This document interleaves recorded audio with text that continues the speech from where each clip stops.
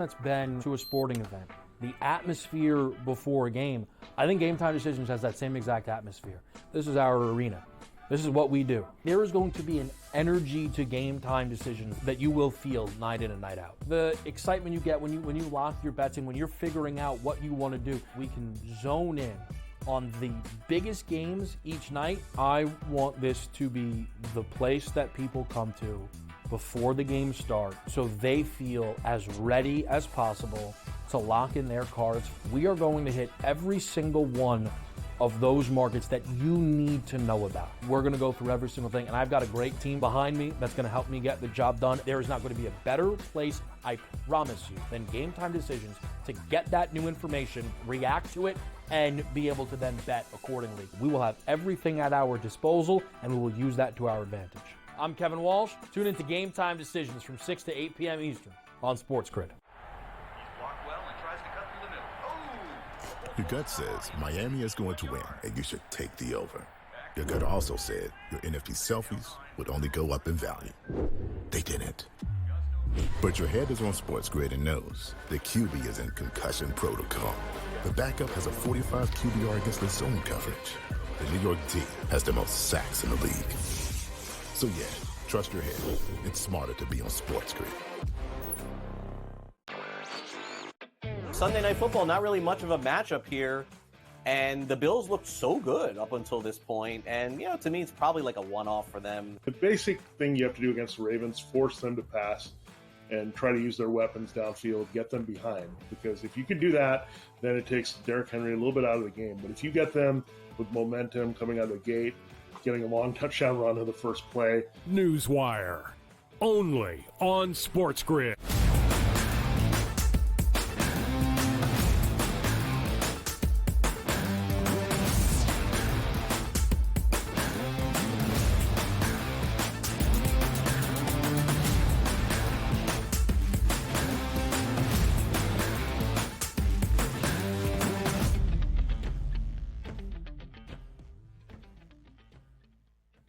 Hour number 2 now officially underway here on the early line, Sirius XM channel 159 on the Sports Grid Network. It's Stubbs Anderson, it's Donnie Wrights, and a lot more hot topics to come in hour number 2, which includes we're going to talk a little golf. We're going to talk a little WNBA action. We got guests galore, Dubsy, to join the show today to make sure we bring the heat for the people that are watching and enjoying the content right here. How is the energy is high. It was a quick-moving hour number 1. I think that pace is going to be here for hour number 2 as well.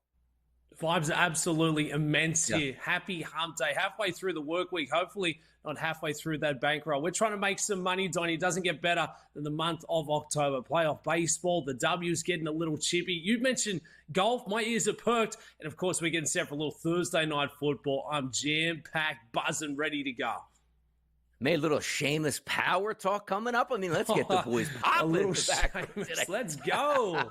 Yeah, we got it underway. By the way, also, I always say, and it's like a PSA to the people, Dubsy, enjoy it while you have it here, because September for me is my favorite month because we're reintroduced to football, the excitement that comes with October baseball. We're waiting for the NBA season starting, the college basketball season. It's all happening right now. It is a perfect time, but we do need to still hit some hot topics here in the NFL landscape because it used to be the quarter pole right after week number 4. Now it's extended a little bit, but the odds are out here at the FanDuel Sportsbook. We want to know who the MVP of the football season is going to be, and the leaderboard is quite stacked, and particularly at the top, you know the names, Dubsy. Patrick Mahomes at a plus 230 price, Josh Allen at a plus 350 price, then a little bit of a shelf there with C.J. Stroud at plus 950 and a 10-1 number on Lamar Jackson. So let's start here at the top of the standings. What's the one thing that we know about the Kansas City Chiefs? They're always going to be winning football games because why? They have Andy Reid and they have Patrick Mahomes. Statistically, let's see what we get out of Patrick Mahomes this season.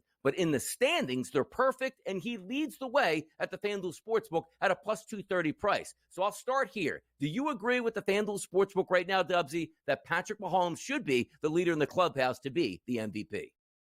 No, I don't. I don't think he's done more than Josh Allen or Lamar Jackson if we're looking for, I guess, individual stats, individual brilliance, and what they're bringing to their team in that offense. I don't think we've seen that from Patrick Mahomes. For Kansas City and the Chiefs, they've looked well-rounded. They've looked balanced. Of course, he's going to have a big part to do with that, being the starting quarterback. But I think what's going to work against him and it could be, a blessing and a curse as the big storyline searching for a third consecutive Lombardi. I don't know how much of that's going to be Patty Mahomes. Yes, he's going to be the star quarterback, but obviously there's other high-octane weapons. It's Travis Kelce. We'll see what they get to do there with the run game. But I would argue if the Bills make it into the playoffs and the Ravens make it to the playoffs and the Kansas City Chiefs, the two other quarterbacks have done more for their teams. The numbers that Lamar Jackson's going to have to put up with that run game, even alongside Derrick Henry, are going to be phenomenal, maybe even a career high from what we've seen using those wheels. For Josh Allen,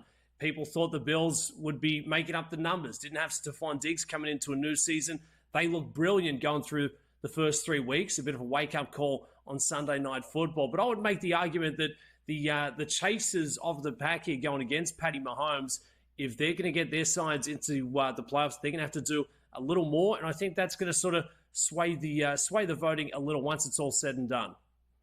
What I said last week, too, Dubs, if we're looking at Josh Allen, he has been absolutely phenomenal. But I didn't think they were going to win that game on Sunday Night Football. And quite frankly, I was surprised that they got beat so bad. Maybe it was a 7-point, maybe a 10-point win, but ended up being 25 points. I love everything about Josh Allen. Also, sometimes you're trying to look maybe into the future as well as what's going to happen. He was basically even with Patrick Mahomes. I said to myself, Kansas City's probably going to win their game against the Chargers, and they did. It was a close game. They were down 10 points, came back, scored the final 17 of that game. But the reason I bring up here Josh Allen now sits at the plus 350, I thought the time wasn't right to bet Josh Allen, even though he was phenomenal through the first 3 games, knowing what was on the horizon. And that includes 3 straight road games. Technically here, one with the Ravens, which they lost, one at the Houston Texans, and then they're going to play at the New York Jets. So I said to myself, a good streak there would probably just to be able to win one of those games. They already lost the first game. Now they'll need a split with the Houston Texans and or the New York Jets. And if they don't get that, maybe he drops back to a plus 550, plus 650, plus 750, and then I would bet Josh Allen because I do think the numbers are there and they still have a legitimate chance to win the division and maybe when it's all said and done,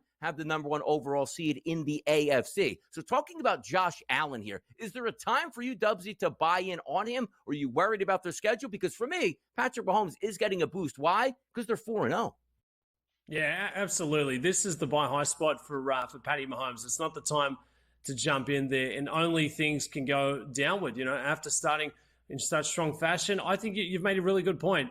For Josh Allen, the Buffalo Bills going against the Texans, the Jets, and then when they take on the Titans, that's probably going to be the turnaround spot. But, you cannot try and win this award from what we've seen through the first 4 weeks. You've got to try and come up with that season script. How's it all going to play out once it's all said and done? And for Josh Allen, the Bills, they're going to face a lot of adversity. I think they're going to give up a couple of losses, but I do think for them to try and make a push once it's all said and done, it's going to have to be off the back of Josh Allen. I think he's still saving a bit in the tank with that run game. He's not trying to put the body on the line, which is very smart, going into week 5 of this long and testing season.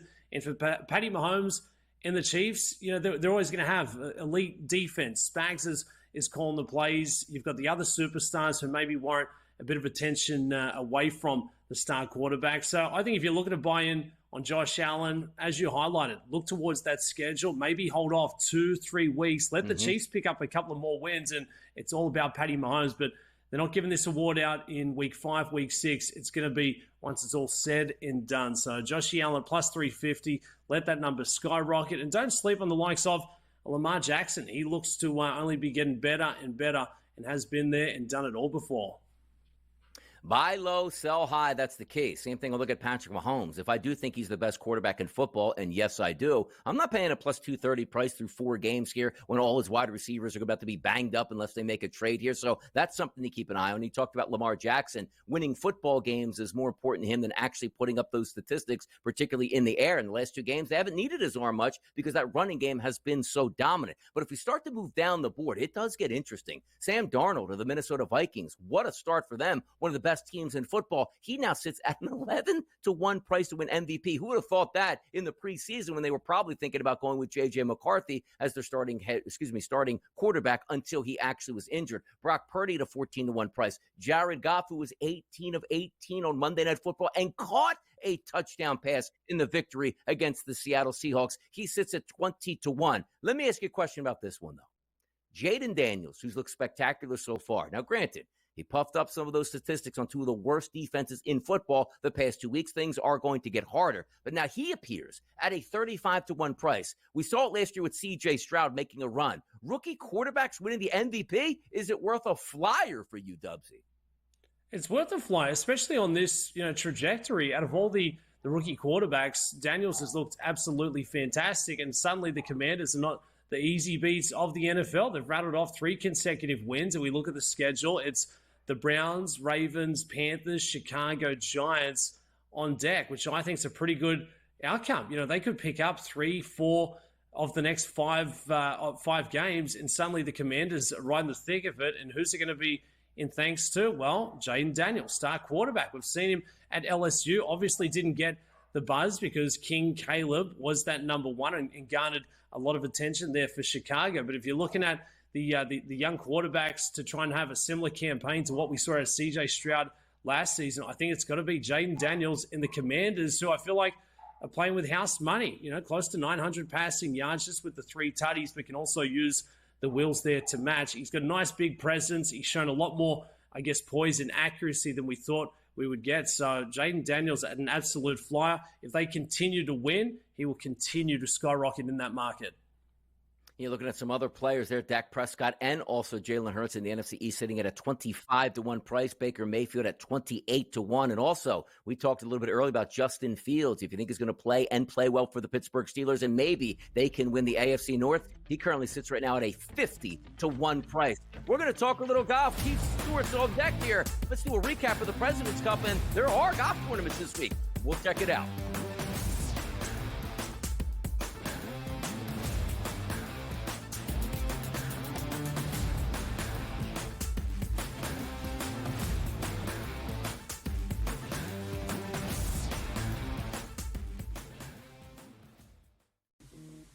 Right here with you on Pro Football Today on SportsGrid. Odds in motion, trying to see what lines have moved throughout the week. Never felt more comfortable in this set than I do for this year. I am ready. I'm just getting angry. The hot takes are going to be here all long, people. What in the world is going on in Miami, Don? It's not particularly anything to shy away from just because many people are on top of it. Hot take, hot take. I think this line is asking you once again to take New Orleans. Pro Football Today, only on SportsGrid. Simply put, the only way to bet this is over/under win total. I love Tyronn Lue. I think he's one of the 5 best coaches in the league.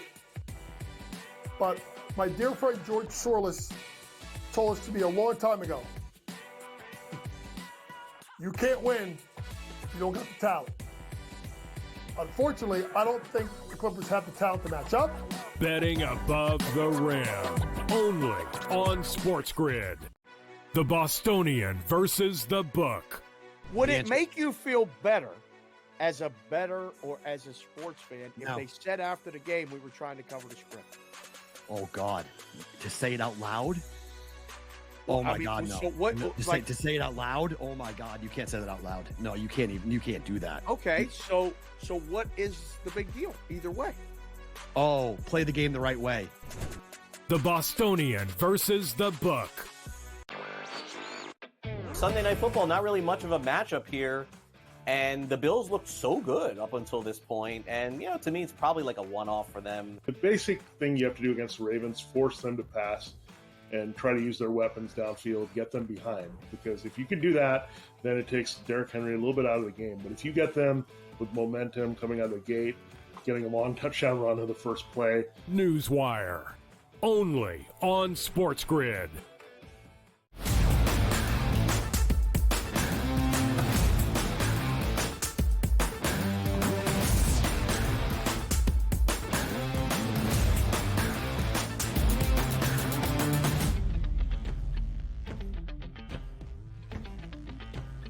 Hour number 2 in full effect right here on the early line, Sirius XM channel 159. It's time to switch it up here. It's Donnie Rightside, it's Stubbs Anderson, and now Keith Stewart joins us. And yes, we're going to be reading some lines. Keith, how are we doing today on this glorious Wednesday morning?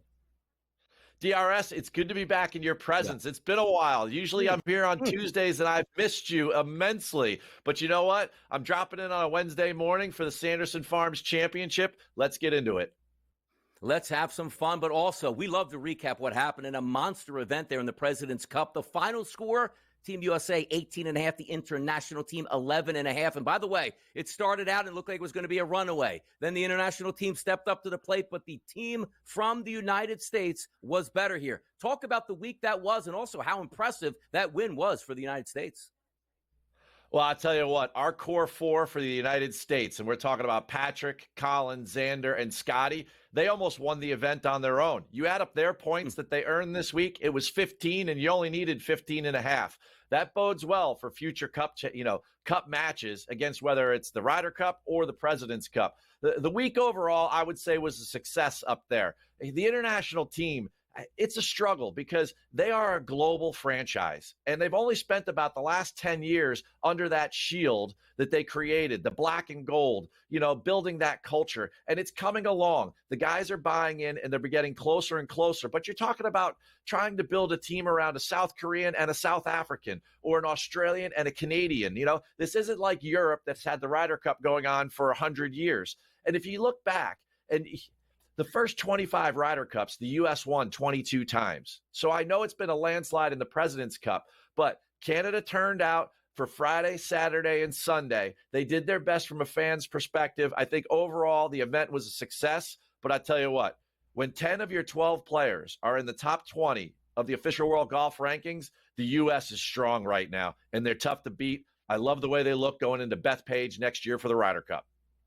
Keith, in terms of being up there on the grounds, who was the big standout for you? Not necessarily, the top point scorer, but who looked fantastic in that kind of team environment, trying to rally the troops and really gritty in the match play style of golf? You know what? I'm going to go with two guys. The first one is kind of obvious, and that's Patrick Cantlay. For years we've said that Patrick Reed was Captain America, but scratch that. It's a new Patrick in town. This guy is 15-6-1. In 4 matches, 2 Ryder Cups and 2 President's Cups. This guy just gets it done. That's the good news. The bad news is that, boy, I tell you, he's setting some expectations for himself. If this guy doesn't pull down a major championship pretty soon, that's going to be a letdown in a lot of our eyes. And the second guy I'm going to say that stood out was Keegan Bradley. And I say that for a couple of reasons. There's a lot of pressure on Captain Keegan right now, heading into Bethpage Black and the PGA of America, changing their methodology and not going with, the disciples of Davis Love and all these years as captain's picks for the Ryder Cup. Keegan is amongst the guys. And I think what one of the keys from this week was he got to know that core four at a team level, at a bonding level. And he really had a good time with those guys. And he won basically the cup point that took home the prize. So I think overall he built a lot of trust. He built some great relationships, and that bodes very well looking ahead to next year in what will be a very, very tight Ryder Cup match. On the other side, Tom Kim showed his age. I like what I see from Siwoo Kim. I'd like to see him take some steps up. And their big four, it was a little bit of a letdown. Hideki, Adam, and of course Sung Jae Im only getting a point. They're going to have to do better going forward. Ryder Cup is certainly going to be spectacular. One of the best layouts in golf at Bethpage Black. So much fun to watch. International golf, we want more of it. But before, Keith, we get that international golf, we got a lot of tournaments to play out, which includes this weekend's Sanderson Farms Championship. This is going to be played at the Country Club of Jackson in Jackson, Mississippi, par 72 course. Before we get to the players in the field, Keith, tell us a little bit about this golf course this weekend. Well, we've been coming to the Country Club of Jackson since 2014. So we've got a decade of history to look back upon. And on the 7,400-yard golf course, you're going to see 4 par 5s. So the average winning score over the last decade has been 19 under par. The guys are going to go low this week. The weather looks good, mid-80s, not very much rain on the radar, and slight breezes, 8 to 10 miles an hour out of the northeast. So basically perfect scoring conditions for these guys. Boots on the ground say the golf course is in impeccable shape, and these are some of the best Bermuda grass greens on tour. And that leads me into the skills you're going to need in order to build out your betting card this week. 8 of the last 10 winners of this event have gained 3 strokes or more on the greens. And it's that grainy Bermuda grass that you have to be a specialist on. So that's where I start with the keys that you need in order to win this week. You got to be a flat stick aficionado. The second thing is you got to get the ball in the fairway. Top 10 narrowest fairways on tour, not the longest course, but you know what? You hit the fairway and you have a wedge in your hand. 40% of your approach shots, Donnie, they're coming from, between 100 and 150 yards. For these guys, I mean, that's target practice. Those three keys on this golf course with a ton of scoring, we're going to have some fun this week. Keith, taking a look at the odds board, Seamus Powell, Nick Dunlap, Keith Mitchell sitting at 22-1. Who's the standout? Who's the one to catch? Boy, I tell you what, I'm going to jump past those guys. Keith Mitchell, the last time I bet him was Houston. That was 26 weeks ago. And Dubs, I'm happy to report that my recovery is going very, very well. He missed the cut there, and I just can't do it anymore. Nick Dunlop stands out with 2 wins this year, but Seamus Power, he's only got one top 10. I think you're going to find some value in the early leans that I have a little bit further down the board. How about a guy? There's nobody in the field striking the ball better than J.J. Spawn right now. And at plus 3,500, this guy's gaining over 7 strokes on the field total in his last 6 starts, right? 5 of his last 6, top 26 finish or better. And you know what? His best surface for putting is Bermuda grass. The other guy I'm looking for is, where is Charlie Hoffman? What I'll tell you right now, everyone loves to yell that phrase for him. At plus 6,600, he's an excellent value on the board. He's great in the fall months. And I tell you what, he hits the fairway, and he's a great scoring machine on par 5s. I love his fit here this week as well, and his recent form has been fantastic. Keith, quickly here. Saw some clips yesterday of Tiger Woods swinging the golf club. What are the expectations in this golf season upcoming for Tiger Woods? Well, the biggest month of the year for Tiger is December, right? He's got his Hero World Challenge, and of course, he's got to play with his son in the PNC. So he's got to get prepped for that. Forget Augusta. December is the month we're going to see Tiger. It's also his birthday. So, he's got 60 days to get ready, Donnie. There we go. Keith Stewart reading the line, our resident PGA insider, bringing that heat. Yes, we have golf this week. Of course, we're going to keep you up to date. Keith, thanks for the time today. We'll see you soon here. We're going to talk WNBA action next, right here on the Early Line.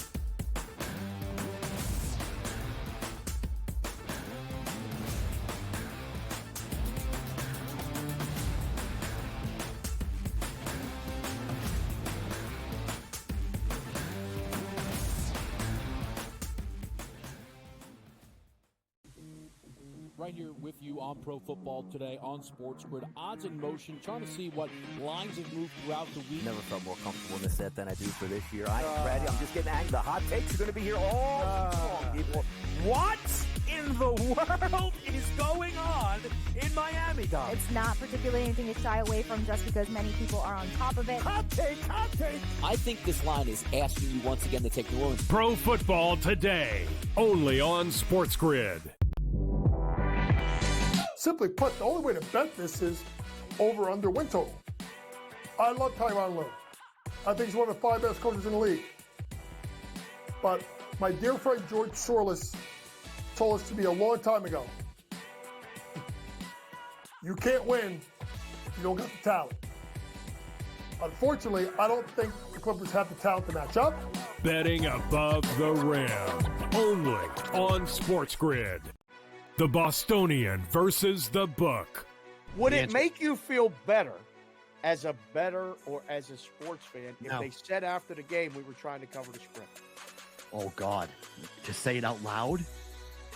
Oh, my God, no. So what, no. To say it out loud? Oh, my God. You can't say that out loud. No, you can't do that. Okay, so what is the big deal either way? Oh, play the game the right way. The Bostonian versus the book. Sunday Night Football, not really much of a matchup here. And the Bills looked so good up until this point. And, to me, it's probably like a one-off for them. The basic thing you have to do against the Ravens, force them to pass and try to use their weapons downfield, get them behind. Because if you can do that, then it takes Derrick Henry a little bit out of the game. But if you get them with momentum coming out of the gate, getting a long touchdown run on the first play. Newswire, only on SportsGrid.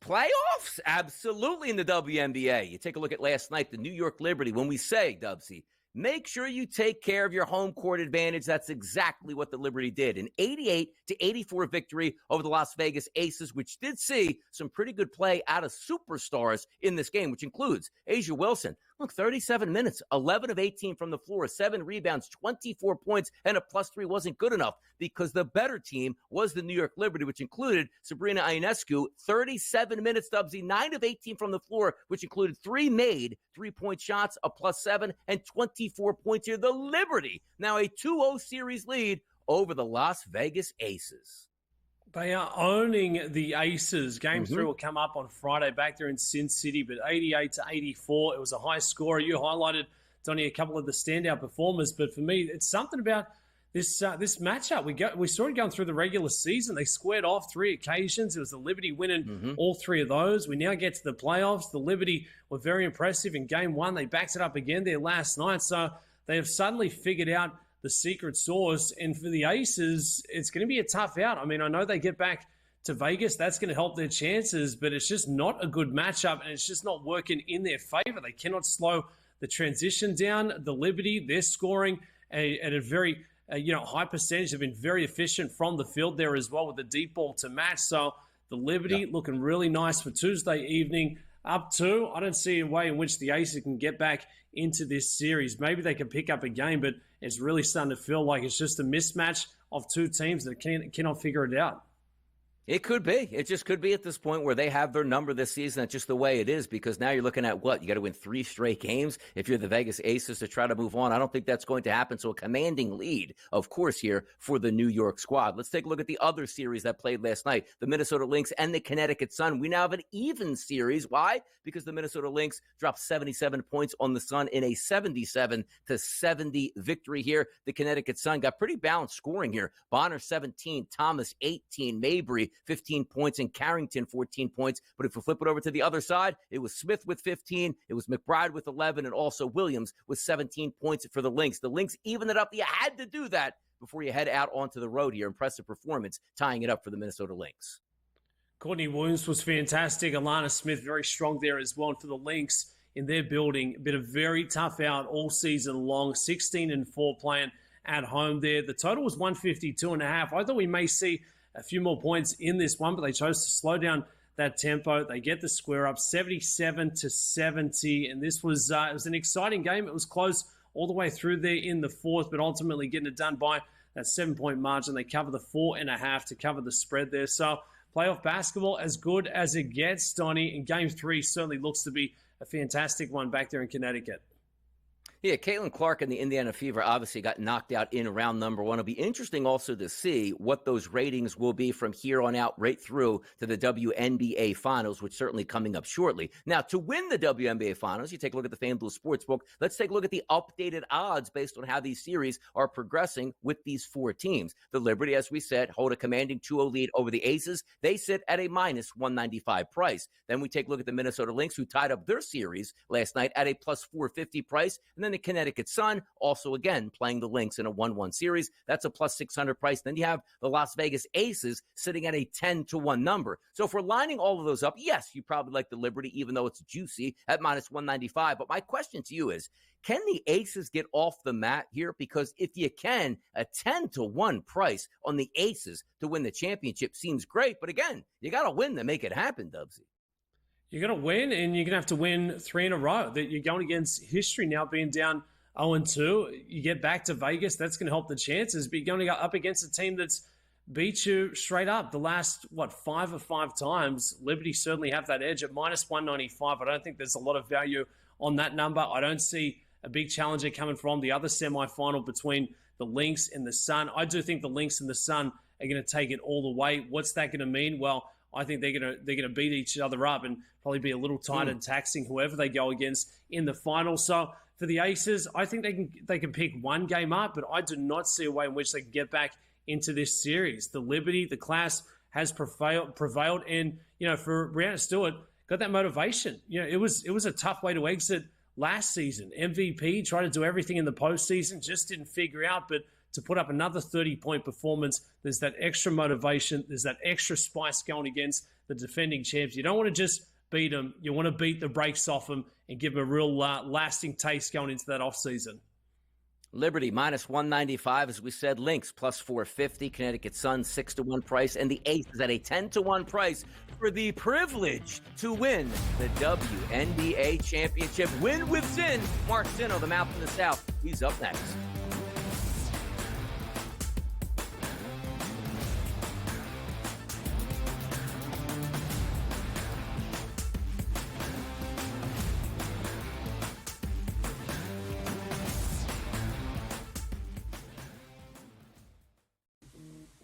Right here with you on Pro Football Today on SportsGrid. Odds in motion, trying to see what lines have moved throughout the week. Never felt more comfortable in this set than I do for this year. Ready? I'm just getting angry. The hot takes are going to be here all long, people.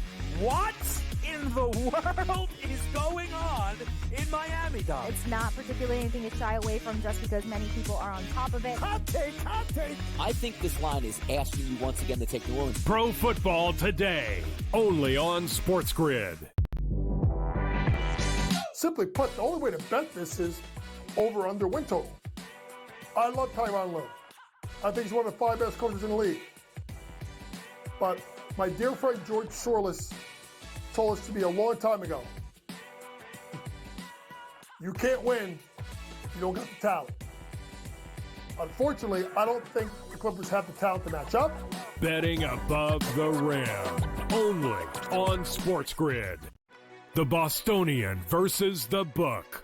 Would it make you feel better as a bettor or as a sports fan if they said after the game we were trying to cover the spread? Oh, God. To say it out loud?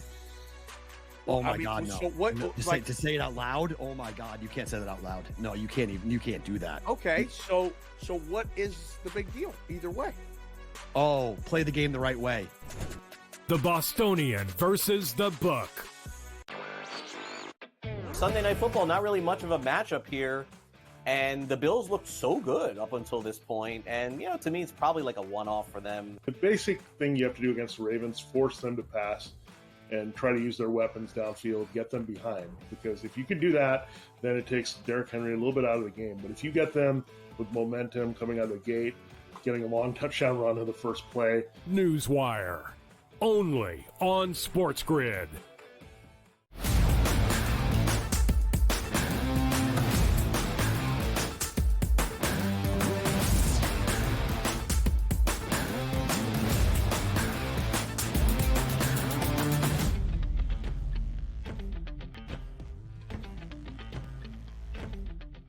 The big topics continue to roll here on the early line on a Wednesday morning. It's Donnie Rightside and Stubbs Anderson, and now time to talk some college football with Mark Zinno. And boy, we had a big weekend this past weekend. Top 25 in action once again this weekend. Mark, how are we feeling college football? We're in the month of October now.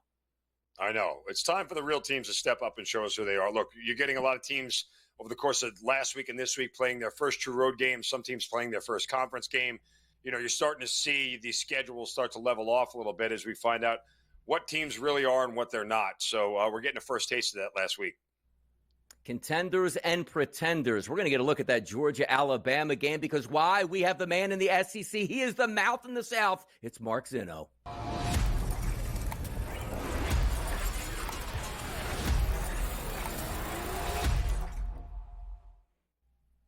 Oh, no teaser needed for this past Saturday night, Georgia-Alabama. If you tuned in and watched, some of you might have tuned out saying, I can't even believe this. Georgia's a terrible football team. Alabama, by far the best team in the SEC, maybe in the country. An incredible comeback for the Georgia Bulldogs, only to see Alabama return fire with Ryan Williams, their 17-year-old freshman, who was absolutely sensational. A Saturday night in Tuscaloosa. What did that mean for college football, Mark? Well, it's everything you want, in the middle of the season. It's why conference realignment and why the idea that we've gotten rid of all these cupcakes and rescheduling is kind of made this sport a little bit better. Now, again, I've been openly opposed to college football playoff expansion. This game should have been a death knell for one of these teams, and it's not. And in reality, it doesn't matter because Georgia, unless they drop 2 more, is going to be in the college football playoff. So there's nothing to worry about for the Georgia Bulldogs at this point in time. Again, that's if they, end up losing to Texas and to Ole Miss or whatever it is, then you start to have an issue. But, now with that loss, it sort of changes things.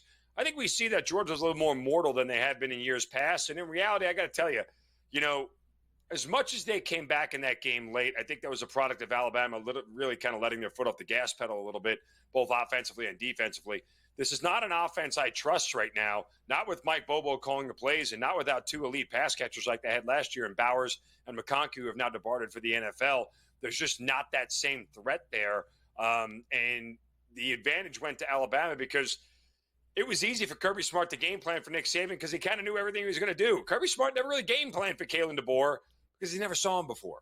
So, this is a different offense. I think the downfield passing of Jalen Milroe and what he did with his legs absolutely was the difference maker in the game. It was fun and exciting to watch. A little bit of a sweat here for somebody who had Alabama plus 2.5 and Alabama money line at the end, but a little more sweat than I wanted, but nonetheless, the Tide pulled it out. 41-34, Bama rolling there on Saturday evening. Mark, you highlighted some of the star quarterback play that we've seen from Jalen Milroe so far. 4-0, undefeated, second shortest price in the championship market. But what's been the most impressive thing that you've seen from Alabama at this point in the season? I think we were underselling their defense. Like, we're so used to seeing these five-star athletes and guys who are automatically, before the season starts, billed as a top 5 draft pick. He's going to the NFL. We don't have those names on the Alabama side of the ball defensively, but that's still a really good defensive team.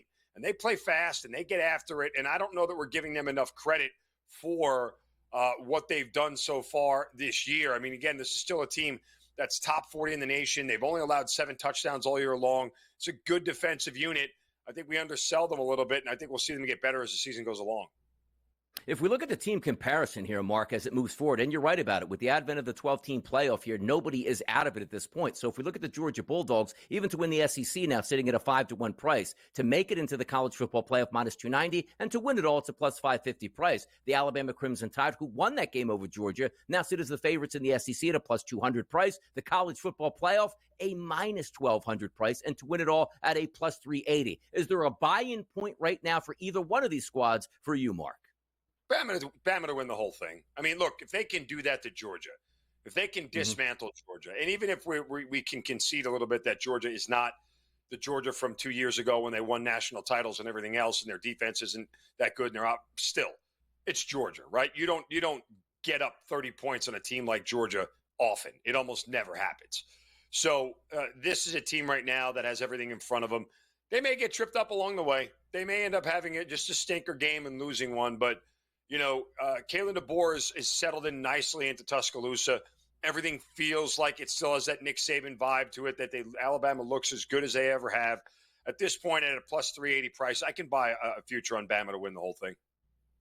Mark, keeping it with the SEC, let's turn the page to Week 6. A lot of great marquee matchups, if you will, Saturday afternoon, but a ranked one between Missouri Tigers taking on the Aggies down there at Kyle Field, College Station. It's the Aggies booked a 2.5-point favorite. Still a couple of question marks at the quarterback position, but what's going to be the X factor coming in for this one? I mean, look, when I saw this number, I just screamed A&M money line without hesitation. Like, I don't – this is not Missouri from last year.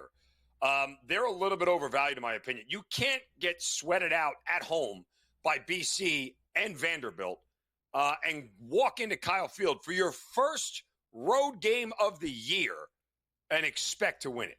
It's not happening. This is still a really good A&M defense.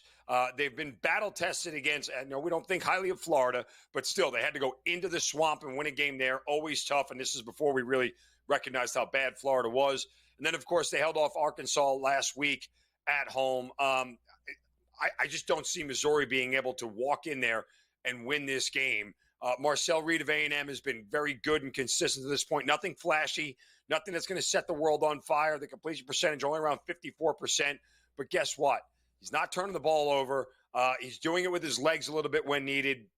It's enough for me. This should be a lower defensive battle. It's under an A&M money line. I think all of that comes to fruition. Give me the Aggies.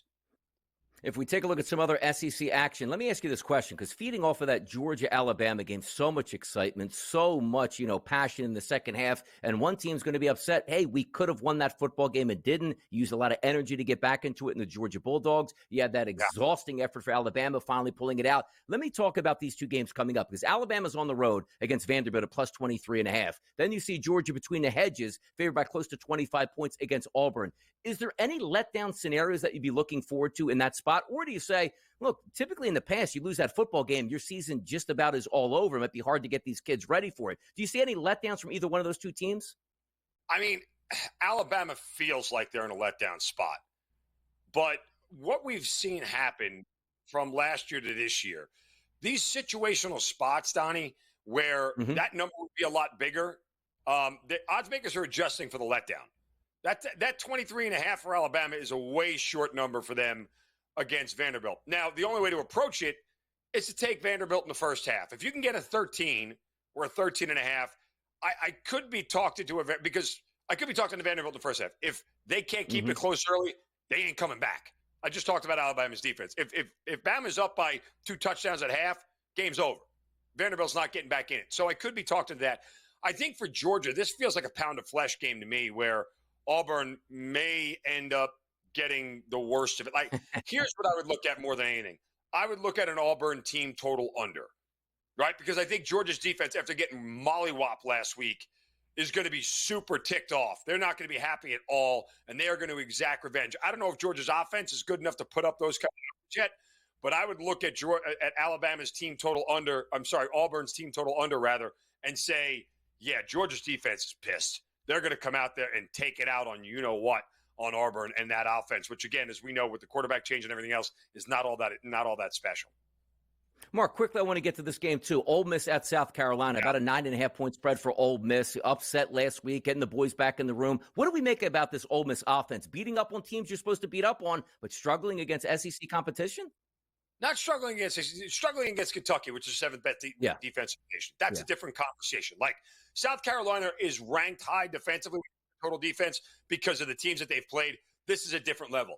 Ole Miss should roll in this thing. If they are back, and we believe that they are a college football playoff team, they should roll in this one. Is Ole Miss back? We don't know. But the one thing we do, Mark Zinno will be back for another segment here as we go over a championship rematch in college football next, right here on the Early Line.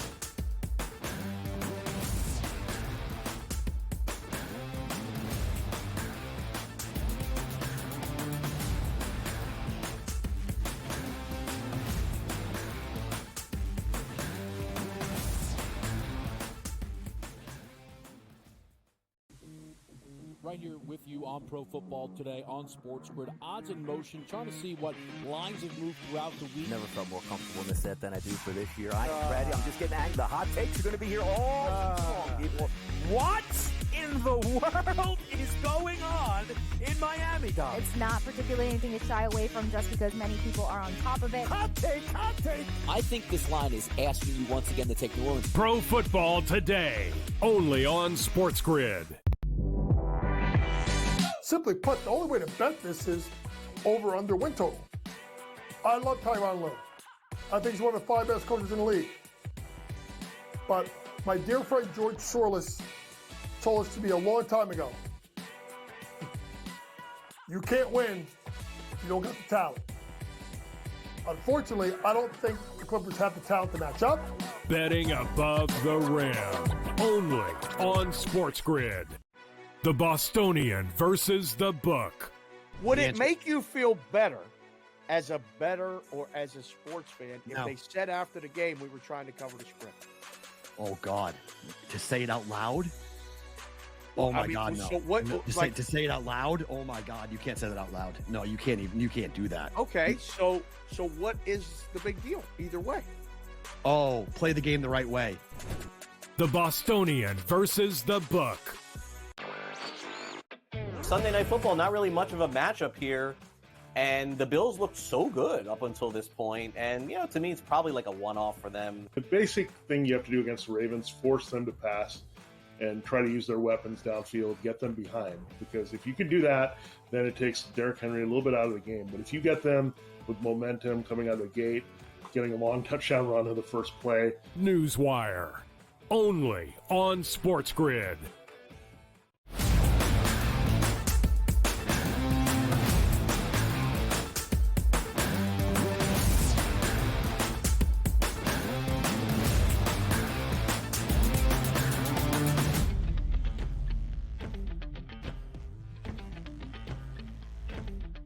We keep it rolling here on the early line. It's Donnie right side of Stubbs Anderson, joined by Mark Zinno, talking some college football action this weekend. It still seems odd for me, Mark, when I say we got a Big Ten battle of the Michigan Wolverines traveling out to Husky Stadium in Seattle to take on the Washington Huskies. If we're lining this football game up, it is a favorite here at a -2.5 for Washington over Michigan. It's a 41.5 total, extremely low. Back-to-back 3-point victories for Michigan. Washington lost a heartbreaker to Rutgers in the game previous. What gives in this game between Michigan and Washington Saturday night?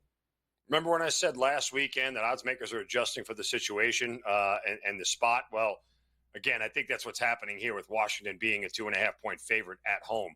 I mean, are we sitting here saying right now if this game was on a neutral field, this would be a pick 'em? Because I don't believe that at all. Michigan is a better team than Washington through this point in the season. Now, Michigan is playing their first road game of the year. And after back-to-back pretty convincing wins over, I know the score ended up being close, but over USC and Minnesota, this Michigan offense, after making the change from Davis Warren to Alex Orji, at least starting to look like it can put up some points here on the regular. Washington coming off a bad loss to Rutgers, a game they probably should have won out in Piscataway, New Jersey, on the Raritan over there, for those who are familiar with that part of Jersey. Nonetheless, it feels like a spot where Washington should be able to win the game. I don't see it. I know Will Rogers has been good. I know the numbers sort of look good. 10 touchdowns, no picks, almost 1,400 yards passing. But it just doesn't feel like this offense is potent enough against the Wolverines defense. Like, I would look to Michigan, maybe first half money line here for them to have a lead at the half. I know Husky Stadium is a tough place to play. Michigan's never been out there, or at least hasn't been in a really long time. The point simply is that Michigan's defense should rule the day, and Washington should. This is the same Washington team that only scored 18 against Rutgers, and they only scored 24 against Northwestern. Like, you're not putting up a lot of points. Washington State's defense is one of the worst in the country, particularly their pass defense. They only put up 19. I just don't know how Washington State scores. So Washington rather scores. I don't trust Michigan's offense, but I do think this could be one of those 10-7 leads for Michigan at halftime. And I would get the heck out of Dodge after that. I don't know if I want to back either of these teams all 4 quarters. I think it's too much variance. Mark, taking a look at the bigger picture for Michigan, defending champs haven't really looked like the defending champs, but sitting with a 4-1 record, trying to find a bit of momentum at that quarterback position. What's going to be the key to unlocking Orji at quarterback, or is it maybe look elsewhere? We saw last week less than 100 passing yards, couldn't get it going with the ground game as well. Bigger picture, what do Michigan need to figure out with that offense? Well, look, I mean, the question really is can they stop the run? Can Washington stop the run, right? I mean, that's ultimately what it boils down to. Against Minnesota, I get it. That's a legitimate defense. The fact that they couldn't get the run game going, to me, says a lot more about Minnesota's defense than it does necessarily about the Michigan offense. I don't look at Washington as a defense here that I am looking at to go, well, they really lock it up in the run game. Like, that's just not what we're looking at here. So I think Michigan goes to ground and pound. I mean, Washington comes in through this point in the season in 5 games, 51st in the nation in run defense, giving up 121 yards per game. But again, go back and look at the teams that they play. Washington is all pass. You played, 2 basically cupcakes in EMU and Weber. You throw those games out. Rutgers is a fairly decent run offense for the most part, but I'm just not really. And even at that, Monangai, how do you say his last name, for Rutgers, still at 132 yards on the ground. So I think Michigan uses the ground game here. They don't get complicated. They try not to get cute. They do what's worked for them so far in playing these better teams in US, or at least bigger, better teams in USC and Minnesota. And they go, boom, we're going to stick to what works for us. We're going to use the ground game. Let's take a look at the ACC here. After an opening day loss, the Clemson Tigers against Georgia, they were embarrassed on offense, could barely move the football. They found their offense in the next 3 games here. The team that hasn't found their 2024 season yet, that's Florida State, sitting at 1-4 overall and 1-3 in the ACC. And Clemson is on the road and favored by over 2 touchdowns in this game, as it sits at 14.5 at the FanDuel Sportsbook, and a total listed at 47.5. Does Clemson roll in this spot, and is it time for Florida State to start getting the Board of Regents together, saying, what's the buyout for Mike Norvell? Again, first true road game for Clemson. Right, Georgia was a neutral site, so you throw that one out. The last 3 games have all been in Death Valley. So, yeah, this number feels really short. But this is also a Florida State team that, did they just get better with DJU going out? Like, does that feel like addition by subtraction for everybody else? Am I the only person who's sitting there going, maybe they just got a little bit better? I would still think that despite the fact that Florida State has been as bad as they've been, let's just look at them objectively from a defensive standpoint. Throwing out the game at SMU last week, they still, their defense has done the job. You know, Georgia Tech is a really good offense, underratedly good offense, only gave up 24. I know BC's not great, but 20 to Memphis, held Cal to just 9. Like, if Florida State has any chance in this game, again, I think it comes early, and I think their defense shows out, and Klubnik has struggles. I mean, it feels like the last 3 weeks that, oh, God, Clemson's going to keep rolling. What have we learned about betting on football and everything else, guys? As soon as you get in this spot, like, this is a spot where they come up a little bit short. You know, Clemson, again, is rolling on all cylinders here. They have another road game against Wake next week. It's not really like a true look-ahead spot for them in any size, way, shape, or form, but I would just be very weary of laying it with Clemson here in this spot because Florida State's defense can still play. Mark, give us a name before we wrap up with the college talk. Heisman contenders, Milrose skyrockets up the board. Who's a name to watch that still holds a bit of value? I mean, Hunter Henry from Colorado is the only way you really can go. I mean, he's having a dynamic season on both sides of the ball. I would find it very hard for voters unless, you know, we start to see another level of meteoric rise from Alabama, like can their offense get to another level and continue to dump 40, 45 every game and the numbers become eye-popping. I still think Hunter Henry is the guy that I would look at to win the Heisman because he just – Hunter Henry, wrong name. My God, Davis Hunter is what I'm saying. But I keep saying, God, Colorado kid, where I got Hunter Henry from. Travis Hunter, whatever. It's what day of the week is it? I'm talking about that guy, the guy from Colorado. Yeah, how about Brandon Jacobs? He plays for apparently the Green Bay Packers at this point now, not Josh Jacobs. We do it all the time, Mark. No big deal. But we need your look. Tampa, Atlanta. We got to go to the man from Atlanta there. Let's get to it next year. NFL football and Major League Baseball with Mark Zinno.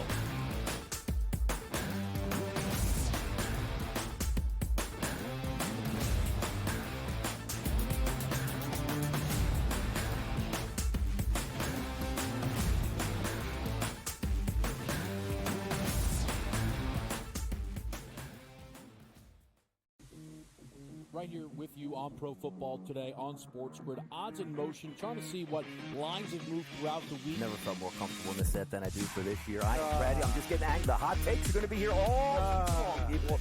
What in the world is going on in Miami, Dom? It's not particularly anything to shy away from just because many people are on top of it. Hot take. I think this line is asking you once again to take New Orleans. Pro Football Today, only on SportsGrid. Simply put, the only way to bet this is over/under win total. I love Tyronn Lue. I think he's one of the 5 best coaches in the league. But my dear friend George Sorless told us to me a long time ago, you can't win if you don't got the talent. Unfortunately, I don't think the Clippers have the talent to match up. Betting above the rim, only on SportsGrid. The Bostonian versus the book. Would it make you feel better as a bettor or as a sports fan if they said after the game we were trying to cover the spread? Oh, God. To say it out loud? Oh, my God, no. So what, to say it out loud? Oh, my God. You can't say that out loud. No, you can't even. You can't do that. Okay, so what is the big deal either way? Oh, play the game the right way. The Bostonian versus the book. Sunday Night Football, not really much of a matchup here. And the Bills looked so good up until this point. And, to me, it's probably like a one-off for them. The basic thing you have to do against the Ravens, force them to pass and try to use their weapons downfield, get them behind. Because if you can do that, then it takes Derrick Henry a little bit out of the game. But if you get them with momentum coming out of the gate, getting a long touchdown run on the first play. Newswire, only on SportsGrid.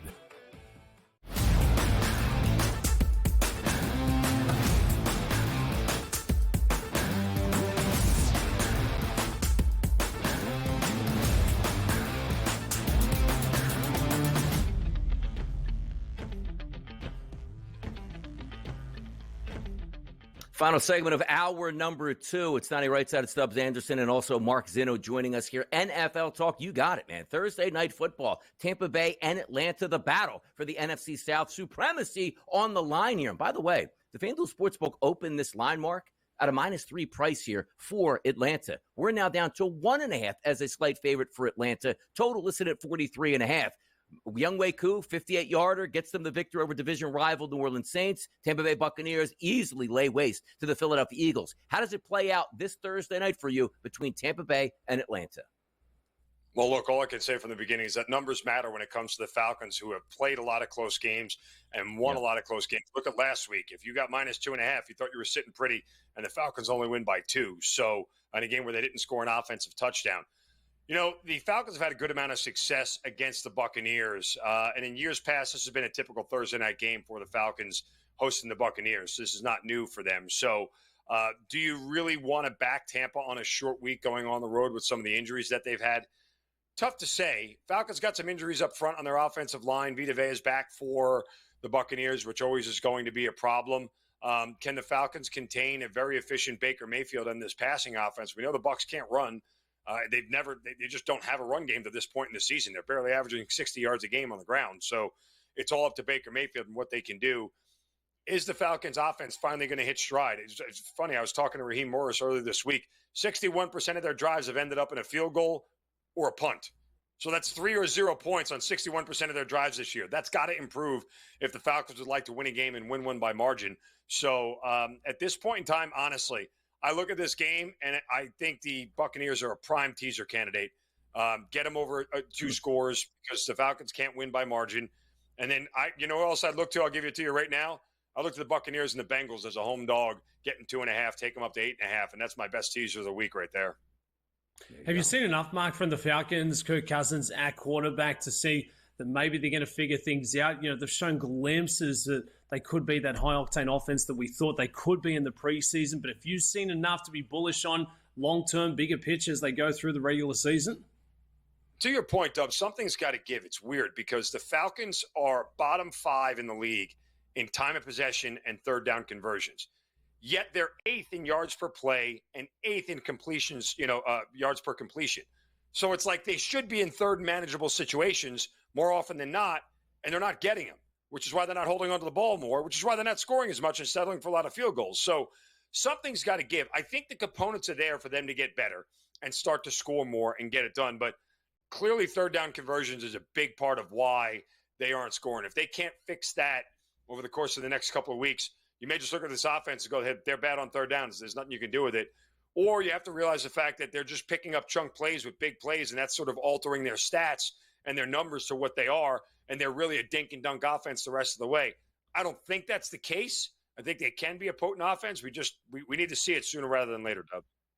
Yeah, need to see Kyle Pitts actually say, hey, this is my NFL moment here, and let me step up. And also giving that football to Bijan Robinson never hurts. Let's flip it over quickly here. Mark, Major League Baseball in the playoffs yesterday. We saw victories from the Tigers, Royals, Mets, and Padres, which means 4 teams will be on the brink of elimination today. Without handicapping these games directly and just looking at the scores from yesterday, who do you think is going to be best in this moment to try to stave off elimination in those 4 games? I think it's the Orioles. The fact that they got shut out yesterday was rather shocking. Look, their offense is scuttled the last month of the year. Certainly know that. But at home this year, more often than not, they've scored a ton of runs. Seth Lugo's numbers on the road are good. But if you look at expected ERA and xFIP and things of that nature, none of the metrics really say that he's been that good all year long. if the Orioles don't score 3 or 4 runs today, yes, obviously they're dead. But that's the one lineup I look at out of all these that I trust to go, hey, if I need a lineup that needs to hit today, it's not going to be the Braves. The Mets can get shut down. And certainly the Tigers are not a lineup that I look at and go, yeah, I want to back those guys. So I kind of look at the Orioles today as a team that really can fight off elimination and live to play one more. If we're looking at those World Series prices, too, because these are ultimate buy low points right now. If you think the Orioles can fight their way back in the series, those odds would drastically change. They're sitting at 21-1 right now to win the World Series just based on that loss of yesterday. If they even that up, they'll probably half that number, and away we go. Other teams out there, the Tigers 17-1, along with the Royals, Mets 15-1, and also the Astros 13-1. Talking about the Padres, though. The Padres win today and close out. They got starters. They got bullpen in 1 through 9, Mark, to get it done. I am glad I got my Padres to win the NL Padres to win the World Series back at the beginning of August. I have a very nice ticket right now. There's the mouth in the South. He's ready for this weekend's college football action, this weekend's pro football action, and Major League Baseball. Thanks for joining us today, Mark. We have more from hour number 3 coming up next. Hot Topics continue to roll.